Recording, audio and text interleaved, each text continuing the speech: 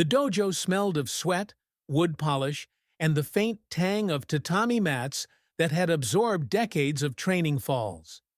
Bright, fluorescent lights buzzed overhead, throwing a sterile glow over the wide space where hundreds had gathered. It wasn't just a seminar anymore. It was theater. Rows of young athletes in white judogi filled the edges of the mat, their belts tied tight, their eyes wide with expectation. Cameras clustered at the back, lenses like glassy eyes waiting to pounce. At the center stood Master Hideo Takamura, 70 years old but sharp-eyed, his hair silvered, his GI crisp and immaculate. He carried the authority of a man who had lived his entire life within the discipline of judo. His reputation in Japan was built on strictness and brutal honesty. That day, his voice carried not just authority, but provocation. He raised his hand to quiet the scattered applause and spoke in Japanese, though translators echoed him instantly into English for the gathered press. "Chuck Norris is a myth," he barked, his voice like a blade cutting the air. "Hollywood made him. On the tatami, he has nothing to show." The words crashed through the hall. There was a beat of stunned quiet, then laughter, first scattered, then rolling through the crowd like thunder.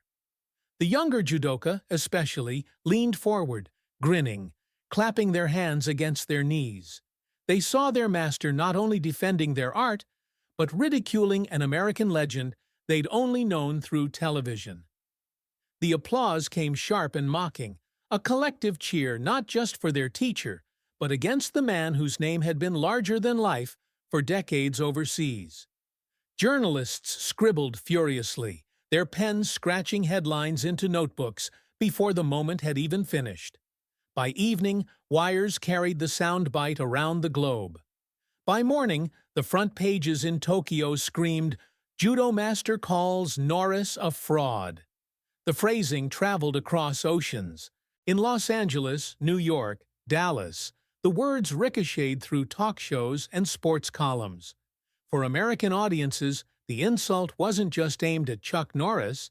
It was a dart at the very fabric of the generation that had grown up with him as a symbol of toughness, grit, and a certain brand of American pride. In gyms across Texas, martial artists replayed the clip with folded arms, shaking their heads at the boldness. In diners across the Midwest, veterans and factory workers alike argued over whether Norris could or should answer. In Japan, meanwhile, the mood was triumphant.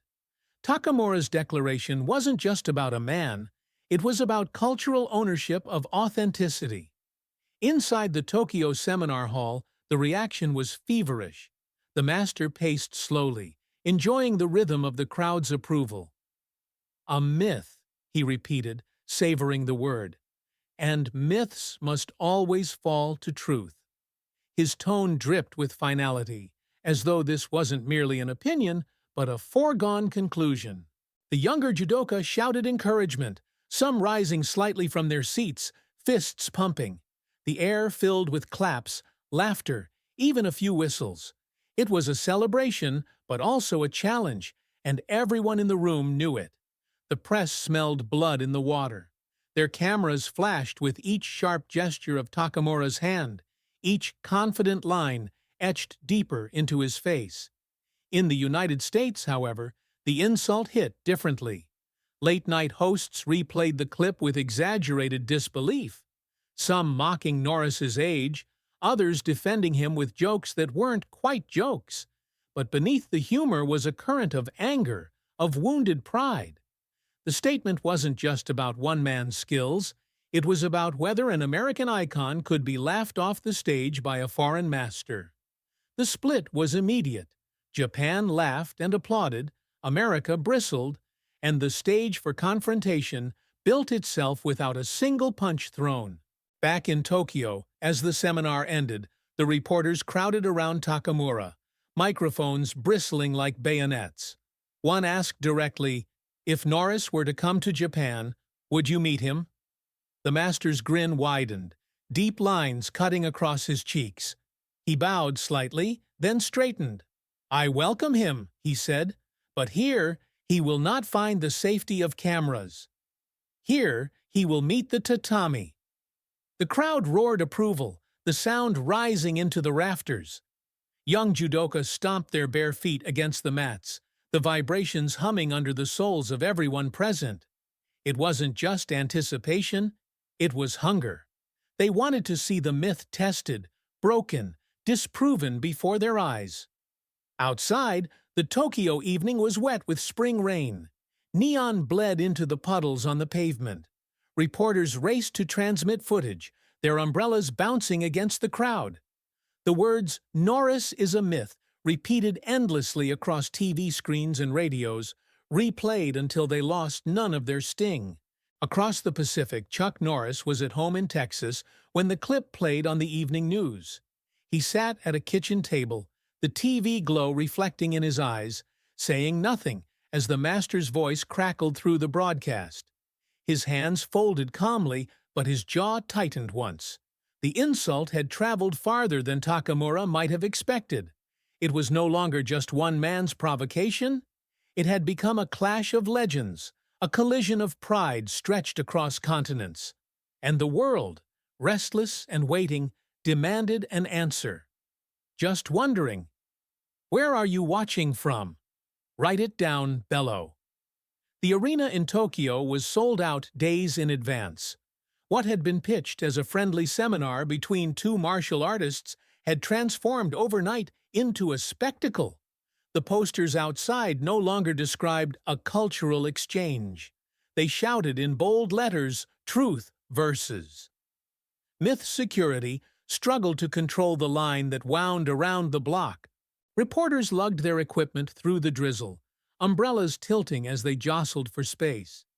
Young judoka in crisp white uniforms stood shoulder to shoulder, buzzing with anticipation. Even the older generation came, their expressions harder to read, some protective of their art, others wary of the noise surrounding it. Inside, the atmosphere crackled. The mats gleamed under harsh light, their green surface looking almost too clean, waiting for the weight of bodies. Rows of cameras circled the edge, red recording lights winking like tiny predators' eyes. Murmurs swelled and broke in waves as spectators settled. It didn't feel like a seminar anymore. It felt like a duel of nations. At one end of the arena, Master Takamura stood with his arms crossed, his presence sharp as a blade. He wore his GI with ceremonial precision, the black belt tied so tight it seemed fused to his waist. When he spoke, the microphones caught every syllable.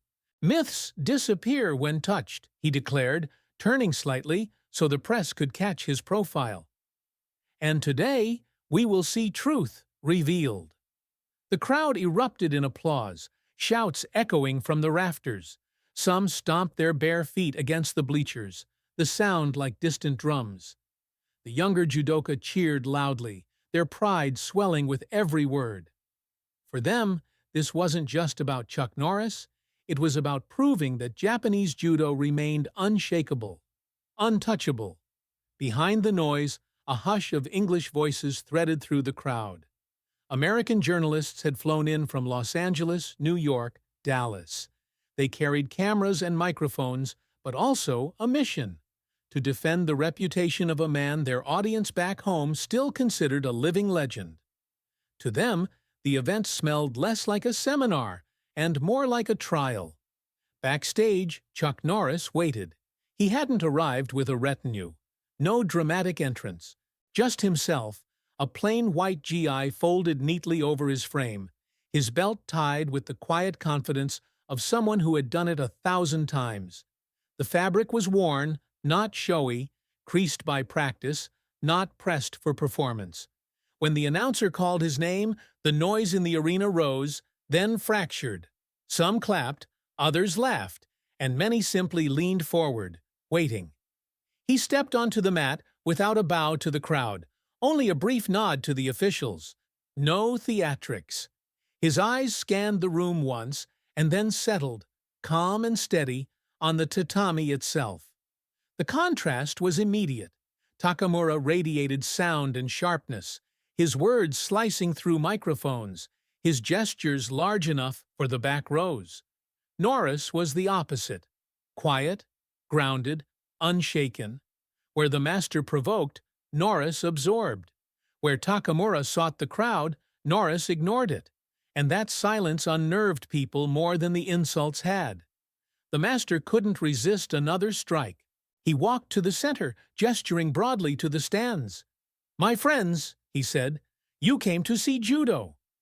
Real Judo, not tricks from a cinema screen." He turned his eyes to Norris. "Here, there are no cameras to protect you. Here, only skill speaks." The crowd cheered, clapping in rhythm. A chant began, "Judo! Judo!" rolling like a wave. The American reporters exchanged looks, some shaking their heads, some scribbling furiously. Chuck walked to the center. His pace was even, unhurried.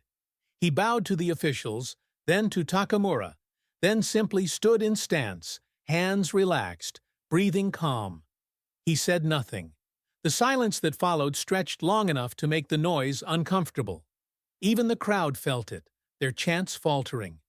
Cameras zoomed, searching his expression for something. Fear, irritation, bravado. They found none. Takamura's smile tightened. He was used to controlling a room with his words, but here was a man who gave him nothing to push against. The atmosphere sharpened. Every breath, every shuffle on the bleachers seemed amplified.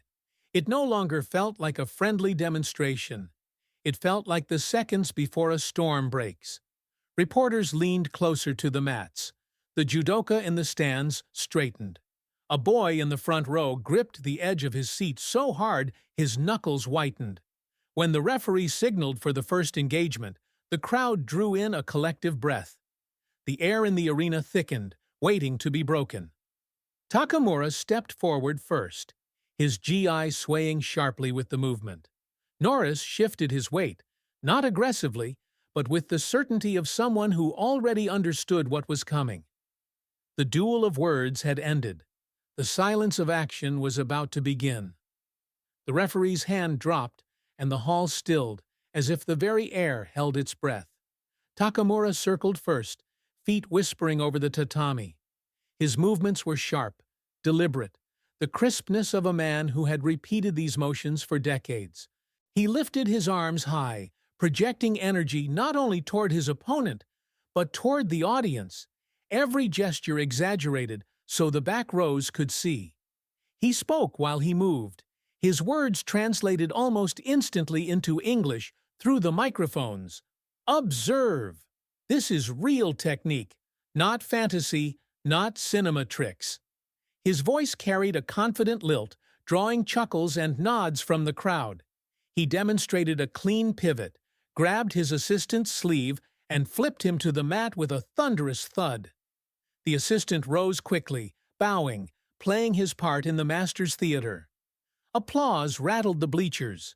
Some of the younger judoka shouted encouragement, stamping their heels into the floor to send vibrations across the arena. Takamura turned, his eyes flashing at Norris. "Do you see? This is judo. Real strength. Real balance." He gestured toward the American to step closer. Norris did, without hurry, without expression. His GI looked unremarkable, even modest, creased from use, not presentation. He adjusted his belt once, bowed with minimal flourish, then settled into stance. His hands hung naturally at his sides, knees bent, posture grounded. He did not speak. The sudden quiet in the arena was startling. The master's voice had filled the space moments before, and now the silence around Norris seemed heavier than sound. Even the clicking of camera shutters slowed, reporters caught by the strangeness of the moment. Takamura seized it. He lunged forward, gripping Norris's sleeve and collar with practiced speed, his feet sliding into position for Seoi Naj, the classic shoulder throw. It was a move he had done thousands of times. The audience leaned forward as one, expecting the American to fly across the mat, confirming everything the master had promised. But the throw didn't happen. Norris didn't resist in a dramatic way. He simply didn't move. His feet rooted into the tatami as though the floor itself refused to release him. His posture sank lower, shoulders heavy, weight distributed perfectly. Takamura pulled, twisted, adjusted, but nothing gave. His GI creaked under the strain, but the man in front of him might as well have been welded to the mat. For the first time all evening, the crowd made no sound. The silence rang louder than the applause ever had. The master gritted his teeth, his face flushing under the lights. He shifted his grip, tried again, driving his hips under Norris's center. The movement was textbook, sharp, explosive, designed to unbalance any opponent. Still, Norris's body barely tilted, his calm expression unchanging. A murmur rose, hesitant at first, from the front rows. Reporters craned forward, scribbling notes furiously. The young judoka blinked, confused. This wasn't the effortless throw they expected. Takamura grunted, his breath audible in the microphone, and yanked harder. His assistant on the sideline flinched, unused to seeing his teacher struggle. The crowd began whispering in low ripples, the silence of disbelief spreading like a chill. Norris finally moved, not to strike, not to counter, but to glance down at the hands gripping his gi. His expression remained neutral, but the stillness of his body sent a message louder than words. This is not enough. Takamura released his grip abruptly, stepping back, his chest heaving. He covered the moment by lifting his arms, addressing the crowd again. "Do you see?" He resists, but resistance without skill is nothing. His voice was firm, but a crack in the confidence showed itself. The crowd tried to rally, some applauding, some shouting encouragement. But the energy had shifted. The demonstration no longer felt controlled. Something had slipped. Norris adjusted his stance again, feet barely moving, shoulders rolling once as if loosening tension. He didn't speak. He didn't need to. His silence made the crowd lean closer, as though the absence of words forced them to search his every gesture for meaning. The referee glanced between them, sensing the air change. He gestured for the engagement to continue, his movements cautious, almost reverent. Takamura, unwilling to retreat, surged forward again. This time he aimed lower, reaching for Norris's leg in a swift sweep. The crowd gasped as his foot hooked, his body twisting with expert timing. For a heartbeat, it looked like Norris might stumble, but he didn't.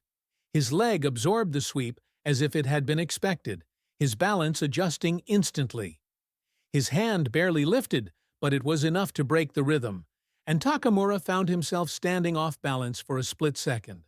An instant that felt like an eternity in front of a silent, watching arena. The whispers grew louder. Even the American journalists, who had come wary and skeptical, leaned forward now with surprise flickering across their faces. For the first time in decades, perhaps, the Japanese master looked unsettled. His jaw tightened, his breathing sharper. He stepped back, circling again, no longer speaking to the crowd. His eyes locked on Norris, measuring him not as a prop for demonstration, but as an opponent. The myth hadn't been thrown. The myth hadn't bent. And in that pause, in that breathless stillness, the audience realized they weren't watching a seminar anymore. They were watching a storm gather. The master's jaw tightened as he circled again. His earlier confidence had curdled into something harder, angrier. He lunged forward with a sharp grip, twisting with full force into another shoulder throw. This time, there was no hint of a demonstration. His body snapped like a whip, veins rising on his neck, every tendon straining to drive the American into the mat. But the throw collapsed against silence. Norris shifted his weight almost imperceptibly, heels grounding into the tatami, hips lowering by the smallest fraction. Takamura's force met nothing solid to push against. The movement dissolved, spilling into empty space as though the air itself had swallowed it. The master staggered half a step, forced to catch his balance. The audience gasped. A ripple of surprise passed through the bleachers. First disbelief, then a low wave of voices. Some of the younger judoka laughed nervously, unable to reconcile what they had just seen. Others leaned forward, mouths half open, their confidence in their teacher suddenly fragile. American reporters scribbled furiously, their pens moving as if to anchor the moment before it slipped away. For Takamura, the slip was unbearable. His face reddened, his breathing louder now, chest rising beneath the fabric of his gi. He bared his teeth and barked, "Stop!" "Enough games." His voice cracked through the microphone like a whip. "Now, seriously!" The crowd erupted again, some cheering wildly, others uneasy with the tone. The chant of "Judo! Judo!" tried to rise, but it faltered, wobbling under the weight of doubt. The master didn't wait. He surged forward, his movements harsher, faster, combining grips and sweeps in a rapid sequence. His hands darted for Norris's collar, then his sleeve, yanking with practiced speed. His foot sliced for a trip, his hips twisted for leverage. The combination was textbook, executed with the sharpness of decades of mastery. But every strike met the same wall of stillness. Norris responded not with counters, but with balance. A tilt of his shoulders here, a shift of his stance there, each small correction leaving Takamura grasping at air. The audience could see it. The master was attacking, yet nothing landed. Every move unraveled, redirected into nothingness by calm, quiet adjustments. The silence in the arena deepened, pressing on ears heavier than the earlier noise. Even the camera shutters seemed muted, their clicks tentative. Spectators glanced at one another with wide eyes. The divide in the crowd sharpened. Some shook their heads in disbelief. Others whispered urgently, trying to make sense of what was happening. Takamura's breath grew ragged. Sweat gathered at his temples, beading down his face, darkening the collar of his gi. His attacks grew wilder, fueled by frustration. He tried a foot sweep, then a hip throw, then another sharp pull at the sleeve. Each time, Norris's body absorbed the motion and returned it as emptiness. It was no longer a demonstration. Everyone in the room could feel it. The polite curtain between show and contest had been torn away. This was no exhibition of judo technique against an American actor. This was a fight for dignity. The young judoka in the front row no longer cheered. Their faces had hardened, eyes darting between their master and the silent man across from him. The American journalists leaned forward, sensing a shift they could carry back across the ocean. The arena itself seemed to grow hotter, the air thicker, every sound magnified. Norris had not spoken a word. His face remained neutral, his breathing steady, even as Takamura's chest heaved with effort. The contrast between them grew unbearable to watch. One final attempt. Takamura roared, charging with a furious combination. Grip, sweep, twist, all his strength poured into the attack. But Norris stepped aside, barely moving, and the master stumbled past him, his foot scraping against the mat. The silence that followed was suffocating. No one laughed this time. No one cheered. The entire arena understood. Something irreversible had shifted. What began as theater was now stripped bare. They were no longer watching a performance.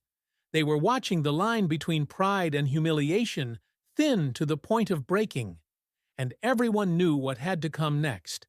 The referee gave a cautious signal, but all eyes were already locked on the two men in the center of the mat. Takamura's breathing had grown audible, each inhale scraping through clenched teeth. Sweat darkened the edges of his gi, glistening on his forehead under the lights. His face was taut, no trace of humor left, just the hard mask of pride pushing him forward. He snapped into his stance and advanced, faster this time. His hand shot to Norris's collar, fingers clawing for control, while the other gripped the sleeve tight. This was the entry everyone knew, his trademark throw, practiced to perfection over decades. The crowd leaned in, thousands of bodies collectively holding their breath. This was the moment they had been waiting for. the throw that would bury the so-called myth once and for all. The master heaved, twisting with practiced force. His GI strained with the torque, the cords in his neck standing out like ropes. His entire body coiled, then snapped. And yet, nothing happened. Norris shifted just slightly, sinking his weight, his hips sliding half an inch off the line of attack. It wasn't a block. It wasn't even defiance. It was absence. Takamura's force poured into empty space, as though the floor itself had swallowed it whole. His balance slipped. His momentum rolled away from him like water spilling off stone. Gasps rippled through the arena. Some laughed nervously, as though laughter might explain the impossible. Others pressed their hands to their mouths, eyes wide. The younger judoka in the front row blinked in disbelief, their image of invincibility suddenly cracking. Reporters scrambled to scribble notes, pens racing across paper, knowing this moment would be replayed across the world. But Takamura was not finished. He reset with a sharp grunt, breath ragged, and launched again. His foot hooked for a sweep, his hips cut low for leverage, his hands yanked with violent precision. Every muscle in his body screamed effort. His GI flapped sharply with each movement, sleeves snapping like flags. And again, Norris refused to be moved.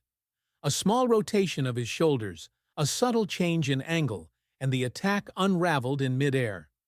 The audience could see it.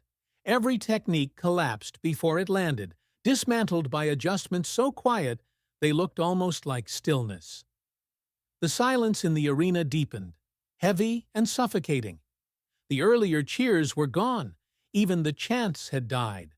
All that remained was the sound of shoes squeaking on the tatami, the harsh rhythm of Takamura's breathing, and the unnerving calm of Norris, whose chest rose and fell with the serenity of a man in meditation. The master's face flushed darker. Sweat rolled down his jaw. He threw himself into a combination, snapping between grips and sweeps, stringing together a flurry of attacks in desperation. His body still knew the language, but his words no longer landed. Each strike dissolved into void, redirected by invisible hands. And then came the breaking point. With a roar, Takamura seized Norris's collar and sleeve one more time, dragging him into position for the finishing throw that had ended countless contests. His voice cracked in anger. Now! The audience rose to their feet, desperate for resolution. But Norris moved first. His right hand slid up Takamura's arm, catching the wrist with surgical precision. His left hand gripped the seam of the GI at the back, quiet but absolute. He pivoted, his heel whispering against the tatami, his hips threading just beneath Takamura's center of gravity. The master, fully committed, couldn't withdraw. For a heartbeat, both men froze in perfect symmetry. Then Takamura's feet left the ground. The audience inhaled as one. A wave of sound swept the arena. Gasps, shouts, a few strangled cries. The master's body lifted, weightless, the familiar mechanics of his own throw twisted back against him. And then he fell. The impact was low and heavy, a deep thud that resonated through the tatami and into the chests of everyone watching. No brutal slam, no violence, just gravity reclaiming a man who had given it no choice. Takamura's grip slipped free, his body rolling onto the mat with the awkwardness of someone unaccustomed to being on the receiving end. The silence that followed was absolute. No applause, no cheers, no chants, just stunned stillness. 1,000 pairs of eyes stared at the figure on the ground and the man who remained standing. Norris did not raise his arms. He did not gesture to the crowd. He simply stood, posture unchanged, expression steady, his breathing calm, as if he'd done nothing more than shift a chair across a room. The crowd began to murmur, the sound growing, folding in on itself. Some whispered in disbelief, some shook their heads, others muttered to themselves in awe. A few Americans in the press row exchanged glances that said more than their pens could. On the floor, Takamura lay staring at the rafters. His chest rose and fell in heavy rhythm, his breath loud in the hushed arena. He wasn't hurt, but the impact had struck deeper than muscle or bone. His pride, the bedrock of decades, had been shaken. He sat up slowly, blinking at the lights, sweat dripping into his eyes, his hands pressed against the mat, steadying himself.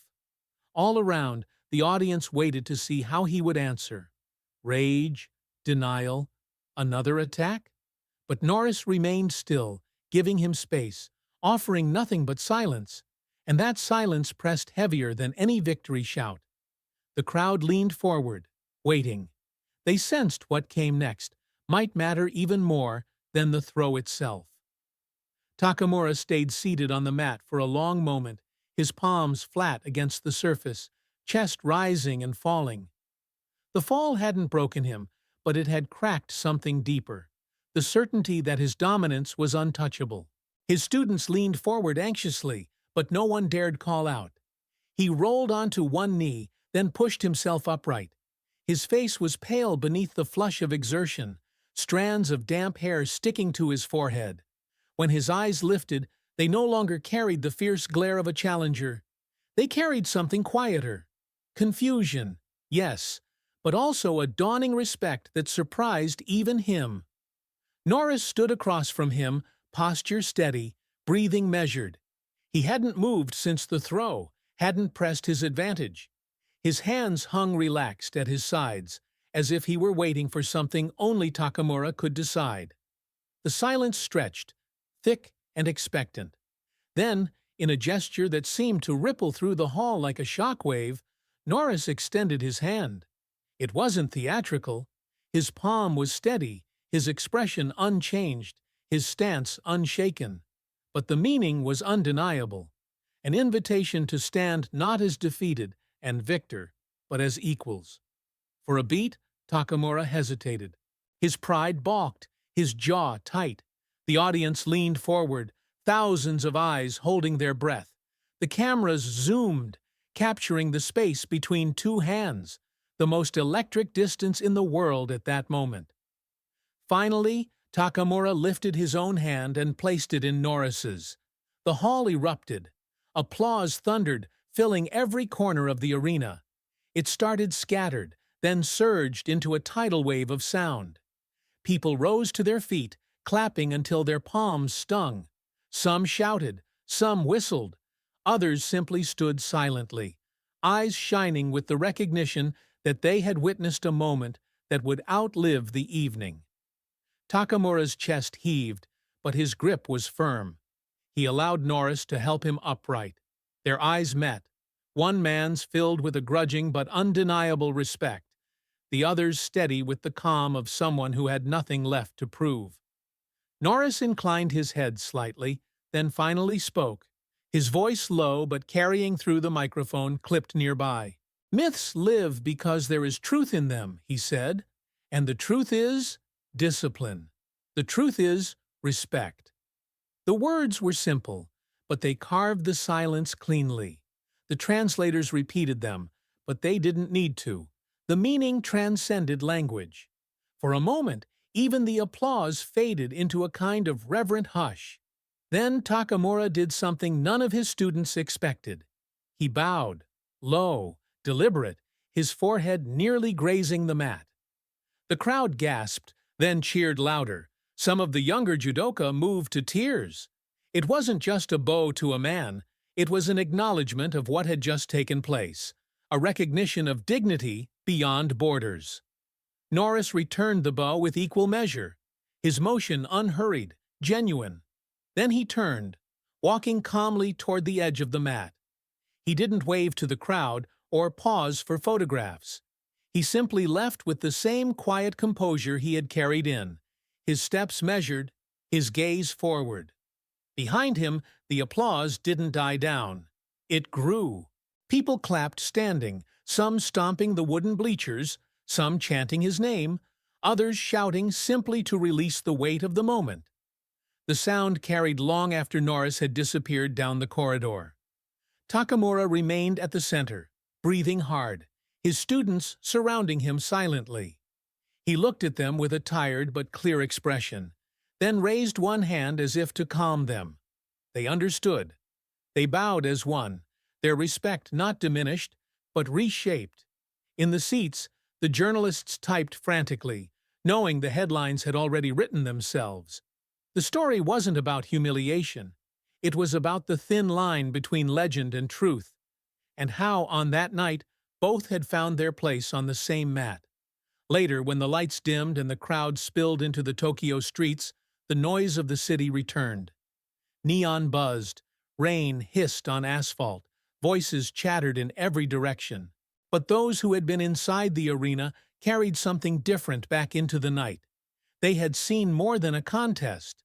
They had seen pride, silence, control, and the simple gesture of a hand extended across rivalry.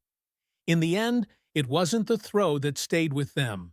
It was the image of the old master bowing and the quiet man walking away, while the sound of standing applause followed him long after he was gone.